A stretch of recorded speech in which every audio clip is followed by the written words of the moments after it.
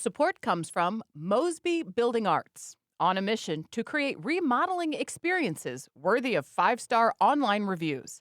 See the difference at callmosby.com.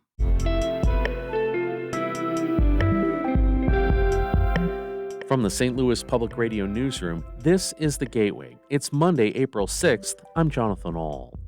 A program at the Bonne Terre prison is teaching incarcerated artists how to draw and paint so they can create murals at the prison. There's so much intelligent, intellectual, heartfelt artists on this camp that will never see the outside of the fence. Artists have also worked on other pieces now on display at the St. Louis University Museum of Art.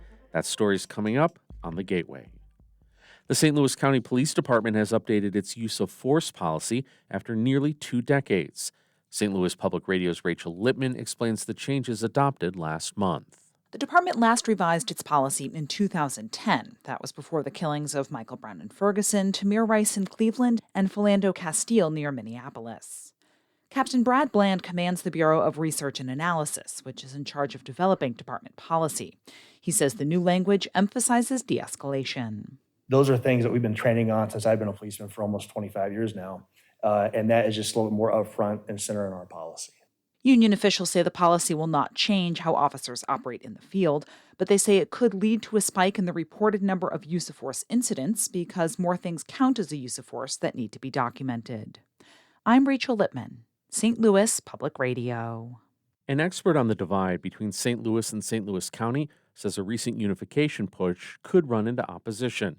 St. Louis County Executive Sam Page last month broached the possibility of the city rejoining the county as a municipality. He says that city and county taxpayers pooling together money could result in better funded and better performing governmental service. Joseph Blanner is an attorney who studied the city-county divide for years.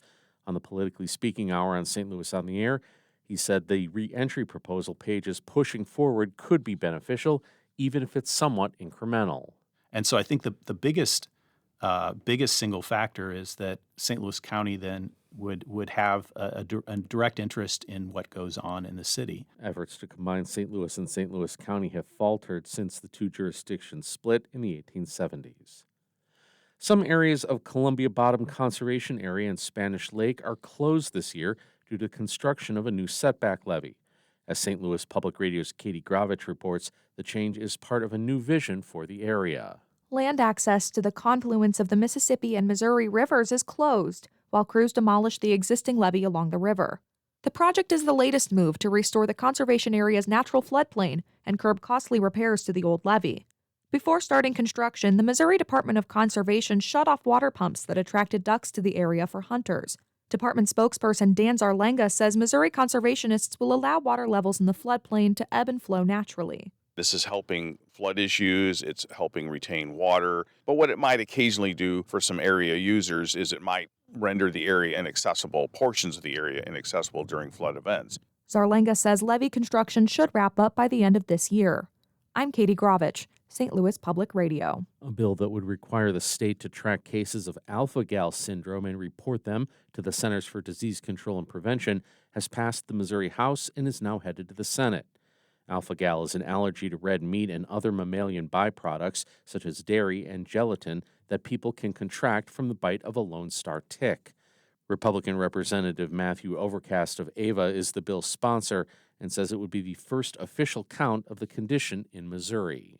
We've got to keep the momentum up and keep people showing up in order to get this done. And we can't, we've got to be active about not only telling our story, but making sure that we're combating misinformation. The bill now heads to the Senate, both as a standalone bill and as part of an omnibus bill. St. Louis rapper Sexy Red handed out Easter gift baskets and hosted a free festival Friday to celebrate the launch of her new charity. Her foundation, Giving is Sexy, provides resources for single parents, children with incarcerated parents, and families escaping violence across St. Louis. Hundreds of fans showed up to the festival in Pagedale for gifts, carnival rides, a petting zoo, and to take pictures with Sexy Red. Kiera Alexander is a longtime fan. She says it was great to see the Grammy-nominated artist spending the afternoon with fans. We need more like this, to come together, have fun, no drama, peace, love, and fun, This is a blessing. Sexy Red's team say they hope to hold more events like this in the future. With their loss to the Yukon Huskies on Saturday night, the Illinois men's basketball team season is over. It culminated with the Illini's first Final Four appearance in more than 20 years and the first under Coach Brad Underwood. Underwood says the experience is one of the most rewarding in his 39 years as a college basketball coach. For that group of guys in there, that's a lifetime memory. And I couldn't be more excited about that. And if you want to criticize me as a coach, criticize me. But as a human being, this was one of the most joyful and unbelievable events. Underwood and the team will look to head into next season strong, riding a 28-win season.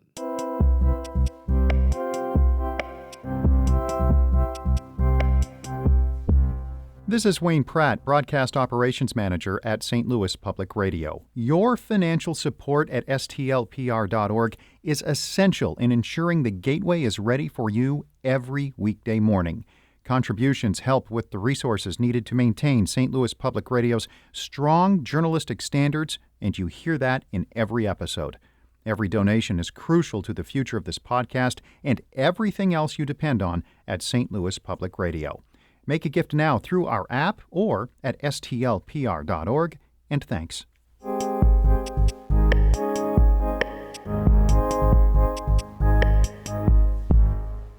A group of Bonne Terre artists have spent the last year learning how to draw and paint for a gallery exhibition and a mural. As St. Louis Public Radio's Chad Davis reports, it's part of a St. Louis University program where detainees at the prison get to hone their art skills for projects that can live outside the prison walls.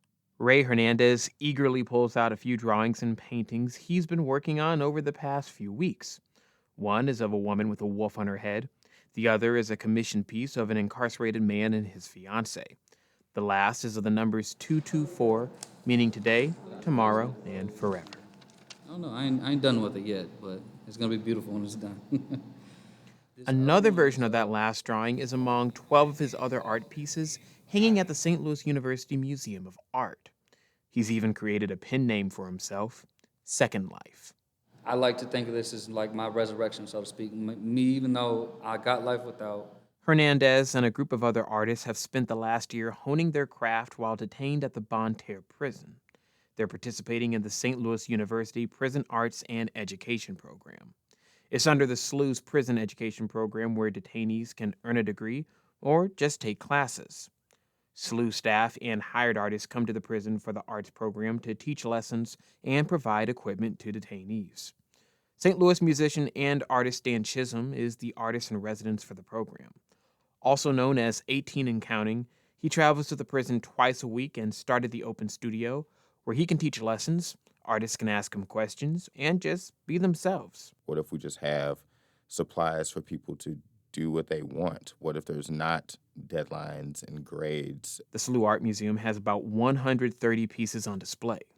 Artists are also working on murals, one in the visiting center and here outside the prison's education wing. So what I like about this hallway, different from visiting, is, part of it is because it's a much larger wall, but each section is kind of an individual artist working on it. That open atmosphere is what attracted James Merritt, another artist, to the program.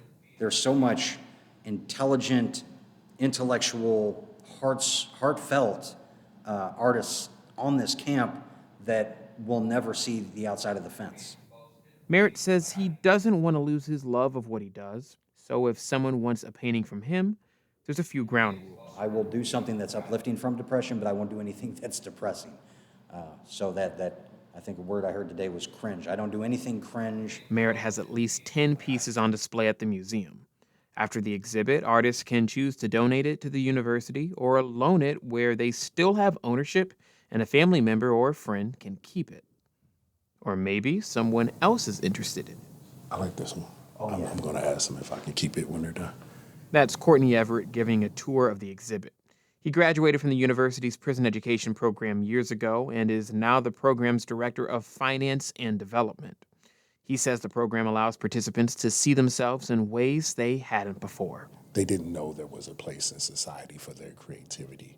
So what many of them say is just having the opportunity to express themselves and kind of maximize their talent and showcase it to the public is the reward in themselves. Kenneth Bell is following Everett's lead, graduating with an arts associate degree. While he's sending his portraits to his family, his murals of the patron saints of education are meant to honor the university program.